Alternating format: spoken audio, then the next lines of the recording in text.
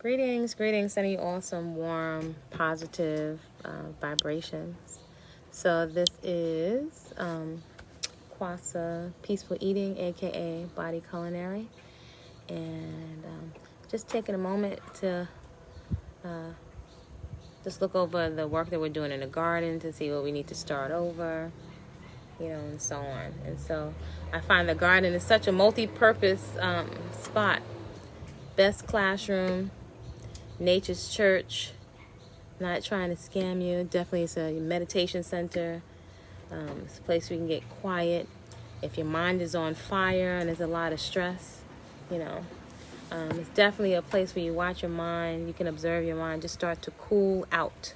All the inner dialogue starts to cool out as you look at new plants, as you're pulling old weeds.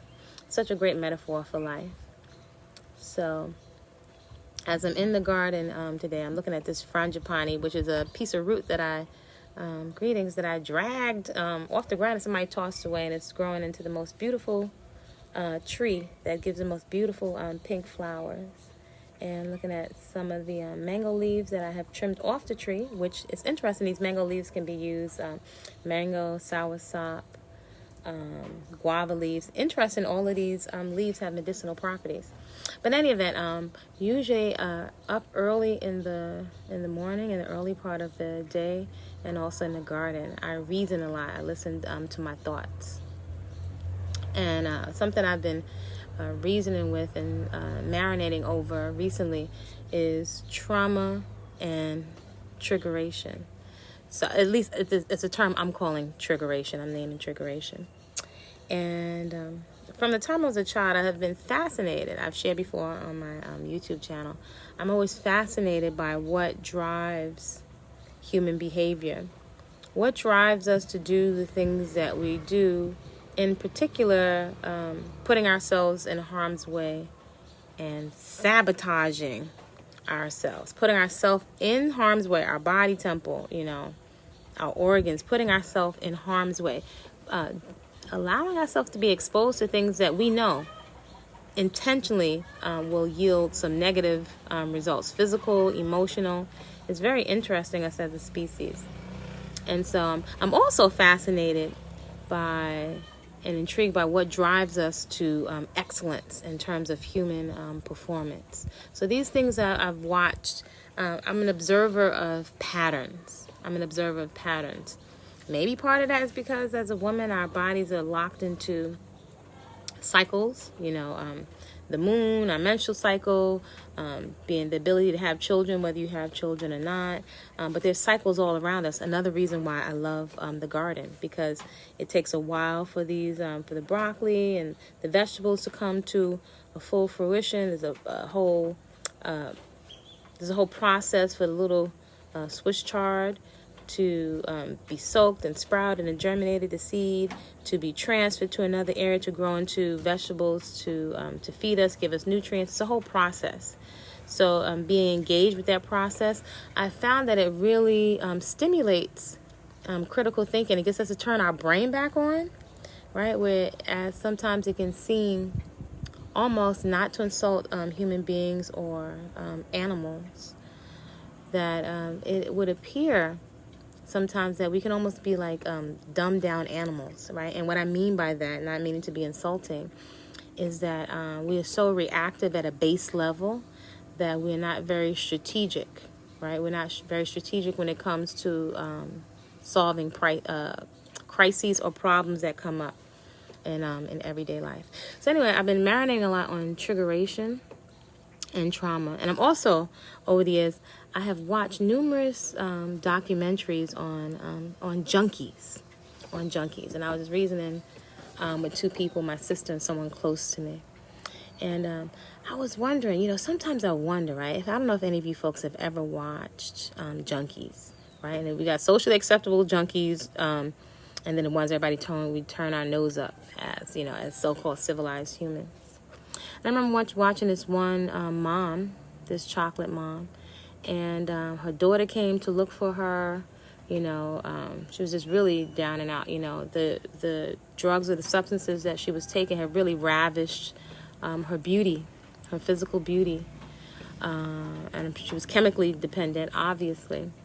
And we weren't born abusing ourselves or numbing out with drugs. Usually, we'll find there's been some type of trauma,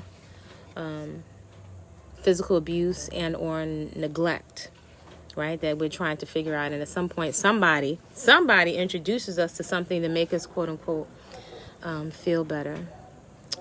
Greetings, Dina. Greetings, Rodney. Just reasoning. Again, anything I say is not the truth. If it doesn't resonate, toss it in the garbage.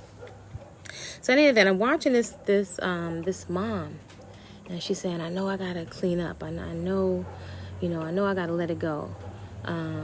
As she's puffing on crack, and she had gotten to a point where she didn't care so much about her physical appearance. Her daughter, with her granddaughter, had come to rescue her numerous times. Obviously, she felt a lot of shame, around that. But we can only wonder sometimes what kind of trauma she had gone through to be open to risk taking a substance that would make her feel better, right? And I've also wondered, some reason, just as a child, watching folks drink, right, and get really, really drunk and sometimes beat up on their spouse, and wondered, like, why would people do that? Especially when, whole families into the church. It's like, why do grown-ups do this? And then every now and then when folks are drunk, certain things would come out. Then, as I started to mature and I started to think about war, having different family members that were in the military service, I was like, wow, I don't know what it's like to have bombs flying over my head or to have to go and kill people and stuff like that. So I reasoned. I was like, oh, wow, no wonder so-and-so drinks. And having fought in several wars, wow, legally. And then to come back to the United States and to have to deal with potentially crosses being burned on your lawn, or having these great expectations of when you come home from the war, you're going to be treated differently. You're going to get all these military benefits. I remember a time where, watching these older African-American matriarchs come home. I remember the age when they would come home and give their paychecks to their wife to manage finances, take care of the bills and all of that other stuff. Just the amount of stress that they were under. Who knows the atrocities that they were exposed to. And so now we're in a time where the terminology of post-traumatic stress disorder, I had heard of that before with men that went in the military, but it's only in recent years, recent decade, that we've heard that that term being applied to African Americans. So it's a lot for us to reason with trauma. I know also when I think of the indigenous peoples of the Americas, right? If we just step back and we look objectively at patterns, it's like, and we look at the folks that are remaining today, the last vestiges, the last folks that are left today, we see so much diabetes, so much alcoholism, obesity, and these folks, and as a result of so much trauma. And so I think of today's generation. How do we deal with trauma? I know, to me personally, and this is just me, the very thought of, when I've seen what meth folks that look like they use meth, and growing up seeing folks that had used heroin, when I was a little girl, and watching older folks, their hands were swollen like gloves, and you could see on their arms and their hands the places where they had injected. And I'm not demonizing folks at all, I'm just observing the marks in their hand where they stuck these needles. And I know I don't like needles, I'm scared of needles. I think, wow, like, at what point do you even think of giving yourself a needle or the payoff? I was like fascinated as a child. I'd also seen older patriarch, and one of the last patriarchs in my family, who came from another time. I didn't know what jazz was when I was a little girl, who used to play play golf. I didn't really know what golf was. I just thought it was something that was boring, and I was into jazz. And I watched him numb out. Later, when I was older, I found out that he was numbing out on heroin. And so my sister and I were just reasoning with the amount of trauma, the sheer amount of trauma, and the leftovers of the trauma that we have experienced as a collective. Now, this is not to say that other human beings and other groups haven't experienced trauma, but we just sit with the trauma. It is absolutely, it's astounding. And as someone that has sought from a young girl, for whatever reason, to find self-help, whether that was through diet and dance, exercise, feeling so excited that I had found these different tools and bring them home and share them with my family, and sometimes not getting a pulse. I'm just really humbled and have a lot of compassion when we're trying to be so logical, like, why don't you just do this or why don't you just do that? But sometimes we can't even imagine the amount of trauma folks have gone through.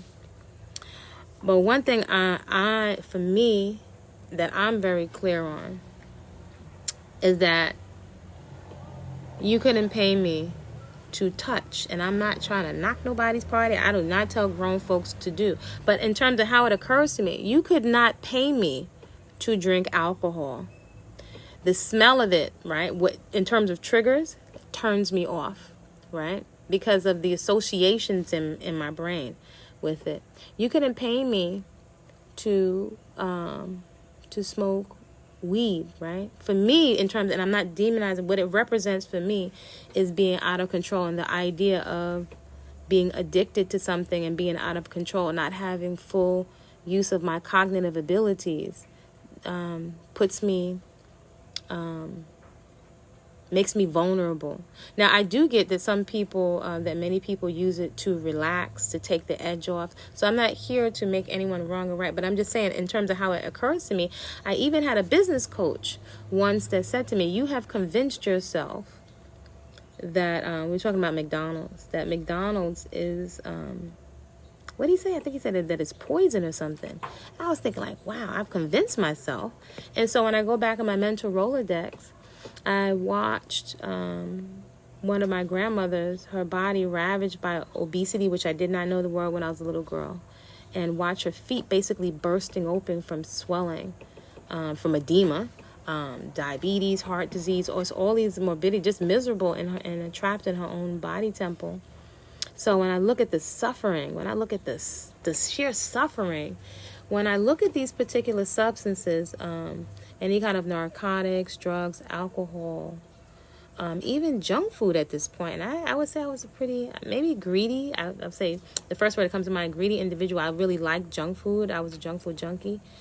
It occurs to me that, like, my generations of my family have been taken out through using these things as coping mechanisms. Even in terms of, if I look at patterns when I was younger, the amount of obesity that was in my family. My family was a church family, the southern side.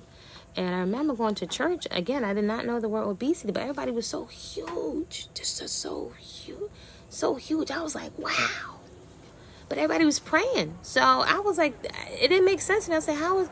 And everyone was always doing 40 days like Jesus. These consecration fasts. And I think, it seemed like the more we fasted, or my folks fasted, the bigger everybody got. It didn't make sense to me. It didn't make sense. But I began to reason with things as I got older. So just all this to say, as I'm looking at trauma, we can recommend things, vegan, vegetarian, exercise, all of these useful tools. But I realize in sitting and listening with folks that the coping mechanisms that we've been using quite often has been religion and church, for a place to go and to feel better, right? And that's not wrong. It's not wrong for us to want to feel better. At the same time, I can clearly identify, even as a young girl, I saw the patterns that everybody was praying and praying and praying, yet there was so much substance abuse, there was so much dysfunctional behavior in spite of all of the church and the praying. Till I got to a point at a certain age, I was like, well, with all of this church, and if you can't stop smoking, I was like, isn't smoking unhealthy for your lungs? And one of the elders in my family, his body was ravaged, from the results of smoking. But these things are things that we become chemically dependent on to make ourselves feel better and making ourselves feel better in social settings, the settings to relax, card games, dominoes, hanging out, partying, things that we do to make ourselves feel better. And when you have been traumatized, one thing I'm clear on is that a lot of the things that we do during the course of the day are driven by our subconscious, right? That part of our brain that tries to defend itself, what we can call the ego. I'm not looking to be very esoteric here. But there's a primal inclination to protect ourselves, to shield ourselves from trauma. So when you're trying to coach maybe a significant other or encourage them to eat better, right? As we watch many of us eating ourselves to the point of deformity, to the point, right? We're eating ourselves to the point we're deforming the body temple. The stomach is only but so big. So if we're looking at a lot of our midsections, right? Where they're unhealthily full of water retention, bloat, adipose or fatty tissue. If we sit back logically and look, nobody wants to be unhealthy and to suffer. That doesn't make sense. But it's a response to being triggered from trauma. And it has become extremely clear to me that you can control folks through introducing trauma. You can control folks through introducing trauma. And when you're looking to cope and deal with trauma, it is not logical at all. And I'm humbled by how much effort it takes to be really present. It takes a lot of conscientious effort, especially when you know that most of the activities that we do are driven by the subconscious mind. We're doing a lot of things like repetitively. Most of the actions and things we'll say during the course of the day we did yesterday, right? They're repetitive habits. But it really takes tremendous effort to stay aware and conscious. And quite often we've been given a lot of coping mechanisms that don't get to the root of the behaviors.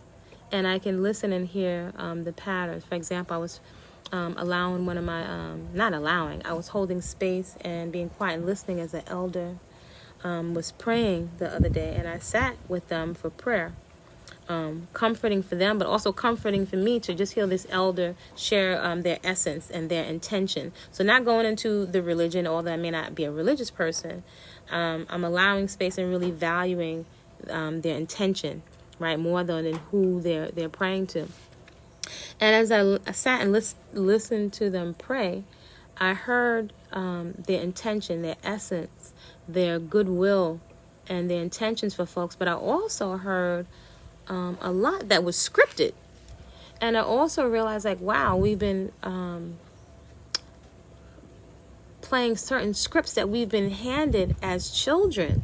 And that the script, coping is not necessarily the same thing as a life skill, right? And again, something I recognized as a child, we aren't often taught, and the behavior is not modeled, of how to deal with mental pain and emotional pain, right? It's particularly from trauma. I'm very clear that companies and entities have a tremendous vested interest in understanding how our psyche works, understanding human behavior, understanding really animal husbandry, right? How to break an animal. How do you break someone? How do you get someone to inflict sabotaging behaviors on themselves and to share and inflict that trauma on others? How do you get folks to how can you trigger somebody to take a poison or to inflict violence or molestation on a small child? It's a lot going on here. There's a lot that's beyond our control. It's a lot that we may not have started, but I do know our life is our responsibility. But I'm just here just vibing. I just have tremendous compassion as I'm just reasoning with some folks that are heavily addicted to drugs and heavily addicted to making ourselves feel better in the short term. But although we may feel better in the short term, greetings. Although we may feel better in the short term, you know, we're enslaved to very toxic ways of making ourselves feel better. And there are things and products and things that are in place in terms of music that introduce ideas and that just that really keep us enjoying ourselves, and keeping ourselves in a realm of thought, of placing ourselves in harm's way. Definitely with the music, the food, cultural habits, where we're offing ourselves. We're really offing ourselves. And once you really understand how to effectively elicit a behavior, it's quite easy to control people. It's easy to get people to engage in behaviors that would cause cancer to ourselves, that would have us expose ourselves to STDs, have us expose ourselves to potentially dangerous people, cults, all kinds of things, but due to trauma. So I don't have all the answers, but however, so I love the quiet, I love the garden, I love the early mornings. You know, often I just reason and I just think a lot about our folks. I think a lot about our men folks, and sometimes I think, oh my gosh, I wish more men folk could play capoeira to get a lot of that energy and aggression out and feel strong and confident in their bodies. I see why countries use sports to work things out, but amongst our own selves with our own cultural stamp on it, because the only ones who really have a vested interest in our healing really would be us. And not to take away from other people, but the only people that can really have a sincere, genuine interest in our healing would really be us. So just when I think of some things that I think would be so helpful, you know, and I think of all the shootings, sometimes I can't even look at the computer all the time, but when I think of Chicago and I think of the gangs and, you know, all of that other stuff, sometimes I'm like, with such brilliance, wow, isn't it so plain to see that we're engaged in lots of games that are just rigged? However, if I come back to the original point, when you're in trauma and you're looking for family and you've been on the receiving end of neglect and the pull to find a father figure or something to belong to, even if it places you in harm's way, is so much of a stronger pull than common sense, than logical common sense, right? To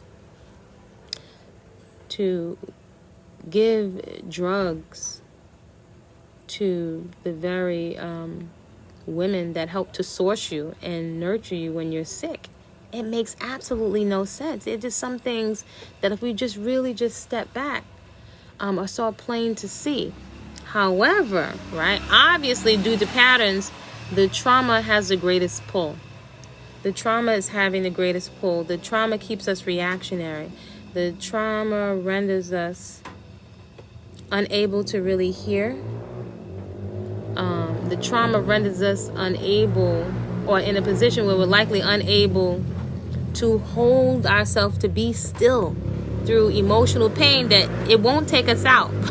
To call these I don't want to say devils, but to call this emotional pain, to recognize it, to sit through it and realize it didn't take us out, so that we don't keep reliving it and hurting ourselves by the substances we're taking in, by how we're inflicting trauma on the young and the innocent, sexualizing children. It's such a domino effect. It's such a trickle-down effect.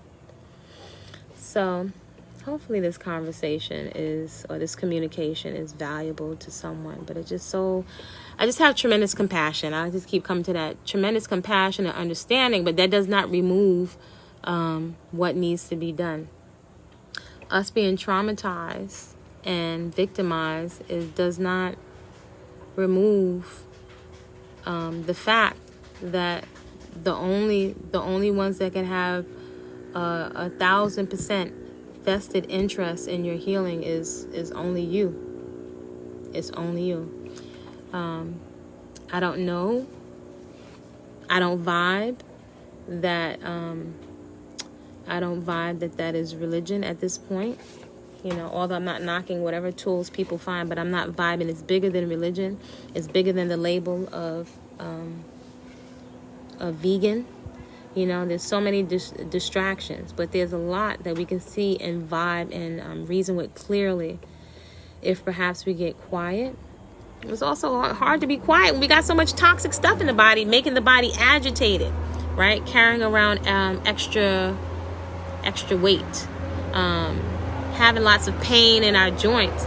By the time we get clear on what we need to do, we've wasted, or we've used up a lot of life force energy. So I'm here to encourage folks to consume in a way that's peaceful. I would even say selfishly, for your own peace of mind, right? Foods that are not irritating your organs. If we put the label aside, right, we can identify intuitively foods that are not irritating, right? That are not so hard and heavy to digest. Foods that in the back of our mind we know that require a lot of blood spill and that require a mindset of insensitivity. You know, and yeah, I think I've observed that consuming fresh living plants, and there is a food chain, right? I'm sure the plants have, they're alive and they have vibrations too. But I have to think about it. Just as a child or a baby, I don't salivate at the thought of taking my teeth and sinking my teeth, even if I could get close enough to bite into a dog or a wolf or a chicken. So my mouth will salivate at the thought of soursop or oranges, you know. And even I watch all of the creatures and the animals, and when they're not feeling well, they know that. I watch dogs and cats, even all kind of creatures, go and eat green herbs, you know. So trauma can really render us blindsided, right? Trauma and being in a constant state, even looking at the internet constantly, comparing yourself to others, looking at the glass half empty, right? Looking at everything that is wrong. We can say valid is a lot that's quote unquote wrong, but being in that state of mind can be really demoralizing. It can be an energy drainer. This stuff is you're encouraged to stay in that state, you know, by everything and most of the stuff that you see on TV, you know, and on the internet. So I just want to encourage folks to take the time to cultivate a personal movement practice that allows you to release a lot of pent-up energy and a lot of stress, and to perhaps find some things in a movement practice that allow you to get quiet, to in a very natural, real way, to listen to your breath, to grow something. Some people ask, why, as somebody that's been in the personal training industry for years, why would I recommend people grow a garden? There is nothing like growing something that you're going to eat for food and watching it be born like a baby. It really like flips a switch in terms of our reasoning and our common sense. So cultivating a movement practice, starting a garden, decluttering, making your home your sanctuary. So when you come, anywhere you pay rent to, or you pay mortgage, and you come in and you shut the door, that you have a place of refuge and sanctuary. Perhaps identifying those folks in your circle of influence, the 5 people, or maybe 10, the 5 people you spend the most time with. You know, do you have folks on your team that are interested in fitness? Do you have some folks in your circle that are more fit than you, that really are enjoying it, that may be perhaps better with managing economics, or with having discipline around spending, who enjoy quote unquote discipline, right? Who really get the payoff of being healthy and free in your body temple and how much it costs you to not be healthy. Hopefully this is a valuable communication. But I have a lot of compassion.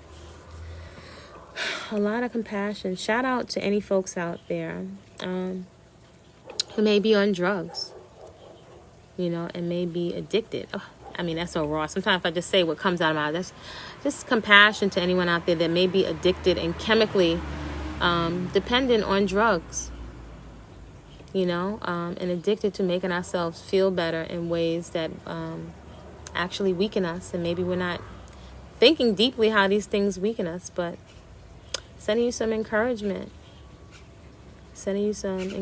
Hopefully you can find some activities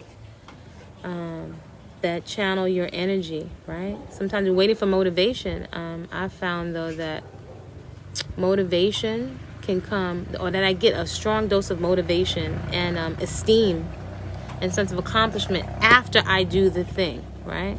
I've noticed a pattern, right? Many people, let's say, are waiting for a partner, waiting for a trainer, waiting for somebody to work out with, right? Big in my toolbox, or to have a vigorous, joyous movement practice. But I found quite often after I push through safely that I have such a feeling of accomplishment, of pride, that self-care, that I get the benefit of it after I do the thing, right? After. And it's very easy to do things that are initially quickly gratifying, but I usually find they're not sustainable. Greetings, one of my favorite people on the planet, Indy. So sending you all some warm, positive vibrations, and just some encouragement to folks out there that are addicted to drugs or alcohol or substances. I get that it's really challenging, hard. It may seem really impossible to stop. Some of us stop and we trade off one addiction for another.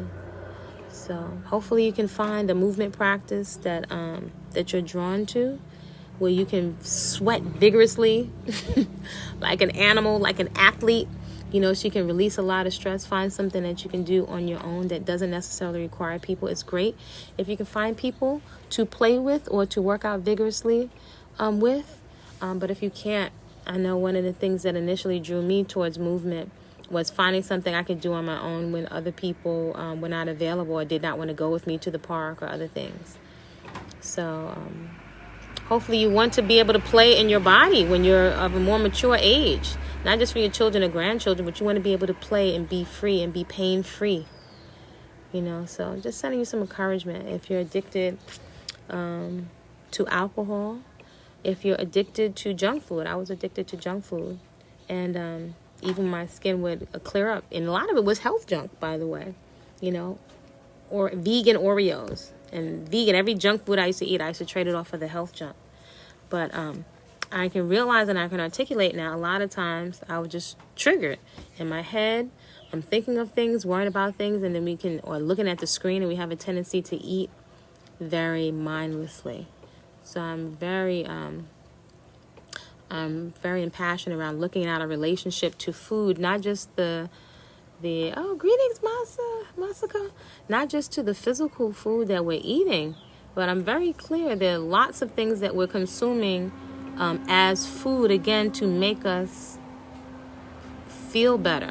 That could be toxic relationships. Sometimes we can distract ourselves with wanting to just get off sexually. I want people to really consider how profitable it is for us to stay distracted and in vices and appetites, and how much of the world is being ruled by appetites, and being manipulated in appetites for mindless sex, right? I'm not demonizing sex, but it almost seems to almost be a total absence of intimacy and respect. Seems to be a total absence of intimacy and respect, and it's almost like folks don't even get it. There'll be some men folks sometimes commenting. I wonder if they're even present, commenting or trying to hit you up in the DMs or have mindless conversations because maybe perhaps they see something that they're attracted to, but that does not equate to intimacy or sex, and to intimacy or care or respect. We're in a day and a time, it's easy. People can sleep with you. And this goes for male and female, and not really care for you or love you, right? Love to me is responsibility. right? Because responsibility, you would not put yourself in harm's way, and you would not put somebody else in harm's way. All right, these are just my reasonings for today in the garden, in the quiet of the garden. Inviting everyone to create a great day on purpose.